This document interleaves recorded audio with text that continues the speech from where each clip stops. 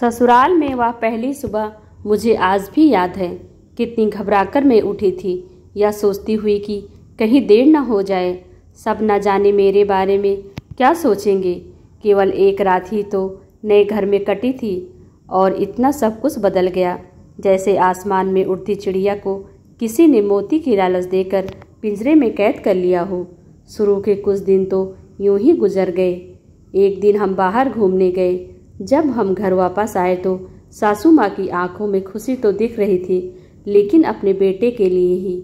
मैंने सोचा कि शायद नया नया रिश्ता है, एक दूसरे को समझने में कुछ वक्त लगेगा, लेकिन समय ने जल्दी ही एहसास करा दिया कि मैं यहाँ बहू हूँ, इसलिए मैं जैसा चाहूँ वैसा नहीं कर पाऊँगी। कुछ कायदा और मर्यादा है जिसका मुझे पालन करना होगा, जैसे कि धीरे धीरे बातें करना, धीरे से हंसना, सबके खाने के बाद खाना खाना।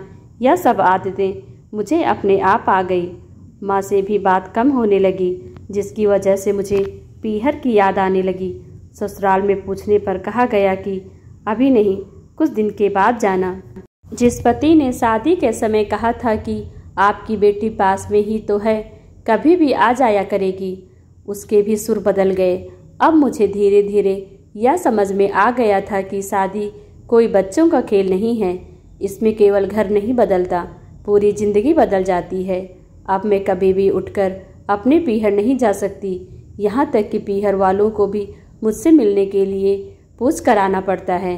पीहर में जोर जोर का हंसना, कभी भी कहीं भी चले जाना, रसोई में से कुछ भी उठाकर खा लेना, अपनी मर्जी का करना, यह सब बातें यादें बनकर रह गई। अब मुझे समझ में आने लगा था कि क्यों विदाई के वक्त सभी लोग मुझे गले लगाकर रो रहे थे। असल में मुझसे दूर होने का एहसास उन्हें हो रहा था, लेकिन एक और बात थी जो उन्हें अंदर ही अंदर परेशान कर रही थी कि अब जिस सच्चाई से मुझे इतने दिन दूर रखा गया, वह सच्चाई मेरे सामने आने वाली थी। पापा का यह झूठ, मैं अपनी बेटी नहीं बेटा हूँ, अब और दिन नहीं छुप पाएगा, जो कि उनकी सबसे बड़ी चिंता थी कि अब उनका बेटा, जिसको कभी भी बेटी होने का एहसास नहीं कराया था, जीवन के इतने बड़े सच से सामना करने जा रही थी। वही माँ को भी चिंता सता रही थी कि उनकी बेटी अभी तक कोई एक काम भी नहीं किया करती थी, अब वह पूरे परिवार की जिम्मेदारी कैसे उठाएगी। सभी लोग मेरे इस विदाई और पराये होने का दर्द जान रहे थे, सिवाय मेरे, इसलिए वह सभी लोग रो रहे थे। आज मुझे समझ आ गया कि उनका रोना गलत नहीं था। यह हमारे समाज का नियम ही है कि एक बार बेटी डोली में विदा हो गई तो वह उस घर के लिए केवल मेहमान ही बनकर रह जाती है। फिर कोई चाहे कितना क्यों ना कह ले कि यह घर आज भी उसी का है, सच तो यह है कि अब वह कभी भी यूं ही अपने पीहर नहीं जा सकती। चाहे कितना भी समस्या और परेशानी क्यों ना आ जाए, मुझे ही हल करना है, हंसते हुए या गम छुपाते हुए।